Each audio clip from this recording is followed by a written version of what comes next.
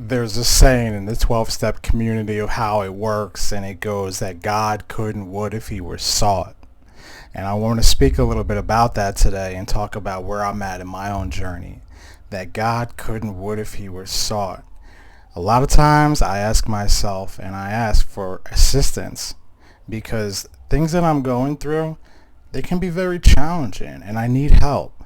I start with the serenity prayer. God, grant me the serenity to accept the things I cannot change, the courage to change the things I can, and the wisdom to know the difference. God wants to help us. And if you don't believe in God, if you believe in just a higher power, it could be the moon, it could be the sun, it could be a community of people, it could be a writing group, a church group, it could be a running group, just something greater than yourself to believe in and to ask for help. And the universe delivers. The part of it that interests me the most is that God could and would if he were sought. What's the opposite of that? If we don't seek, then we're really running on our own will. And there's another acronym, it's ego, easing God out. And I think that's interesting how it ties into that. Asking for help and reaching out and saying, I don't know how to overcome this problem. Whatever it is that's out there, please help me. You could talk to yourself. It's really interesting the way it works, and I would challenge you just to give it a shot if you haven't already, because I believe that prayer changes things and it's very powerful. But we have to ask. We have to ask for help. You have not because you ask not. So a little bit where I'm at today. When I first got into recovery, I was prescribed a couple of medications to help me get over the first year, and now I've decided to get off those two medications. And some of the feelings that are coming with it are a little uncomfortable. I put myself out there, I've been asking for help, I've been talking to the people that I talk to on a regular basis and telling them where I'm at in my life, and I'm not doing this alone. I'm working with a psychiatrist and we're tapering, and so far things are going pretty well. There's still the uncomfort feelings and some past memories that come up with this. I've been through so much in my life. This is not something that I can't handle. But the key to this is that I don't have to do this alone. And that right there is such a blessing because I used to do everything alone. I used to say I have it all figured out. I don't need any help. I don't need any guidance, and just wing it. And looking back, things really didn't work out that well, and I never had any peace. I never had any sense of satisfaction, inner peace. That's not the case today. I ask for help and I ask for assistance because I truly believe that I can't do this alone. And the second that I say I can do this alone, that's when I'm in trouble. So God could and would if he were sought.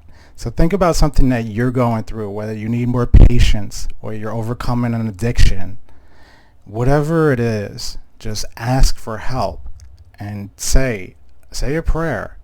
You need some assistance throughout this challenging time in your life, and just keep doing it and see if things start to change.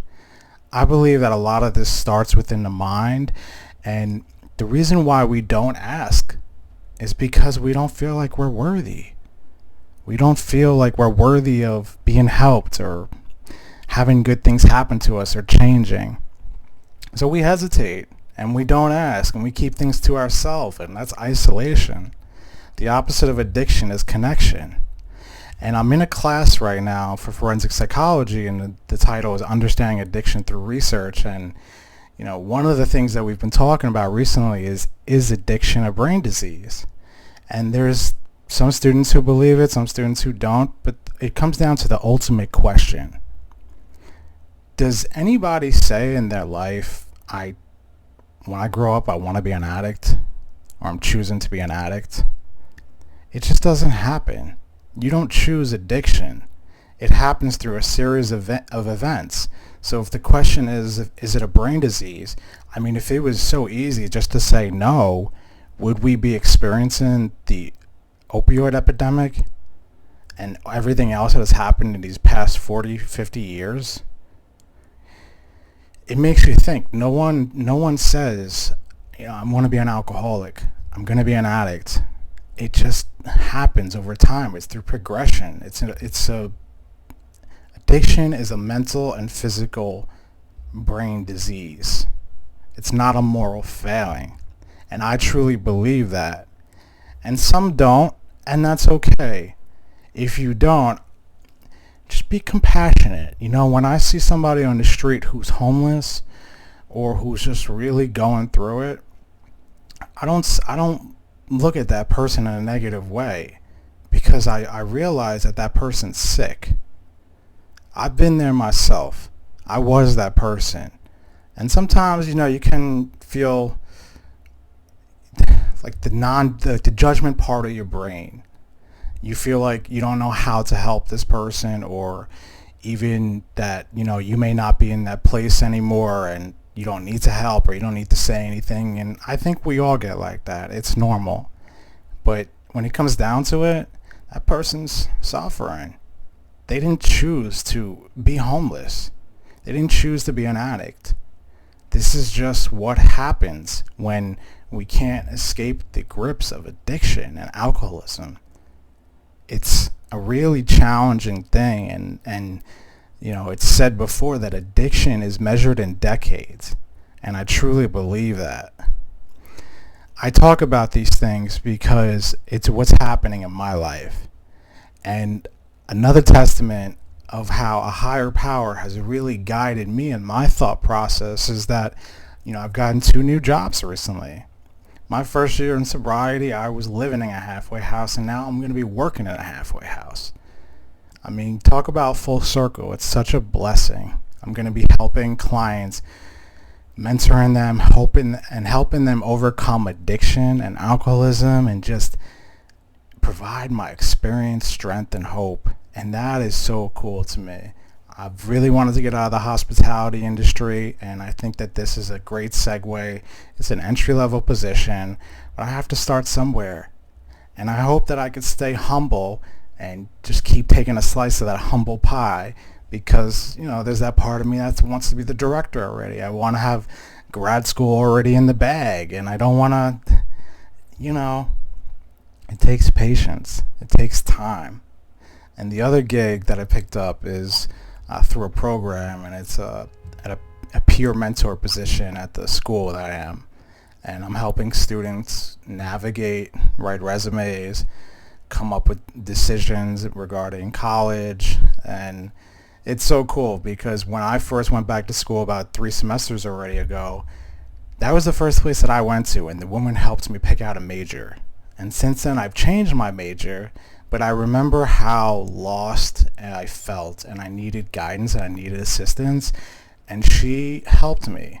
She took out packets, she asked me what my passions were, and we came to a decision together. And she gave me the resources just to expand and to grow. And since then, I've kept putting myself out there, kept putting my faith in people, and ultimately got to where I am today. And I say that to say that, less fear, more faith. Just put faith in something greater than yourself, and ask for help. Because you'd be surprised that, people devote their lives to help other people who are in need. And frankly, that's what I'm doing. I realize that being of service to another person pays off in spades. Not only do I feel well, if I can help that other person get to where they want to go, that is such a blessing. So that's the video today. I know it's a little bit of everything, but I wanted to touch on where I'm at in my life, and really just to ultimately bring it back to keep the faith. No matter what, even if you're a little lost right now, or you don't know what your next move is, keep asking questions. Keep putting it out there in the universe. Don't give in to that negative voice, that negative self-talk, or that disbelief that we are worthy. You are worthy, and you have a great life ahead of you, no matter where you're at in your life today. And I pray that ultimately you see that, and you rise above whatever circumstance you are going through right now, and love yourself, and say, you know what, how can I bring my best version of myself and do what I love? Find your passion. You could find your passion through prayer. Prayer changes things.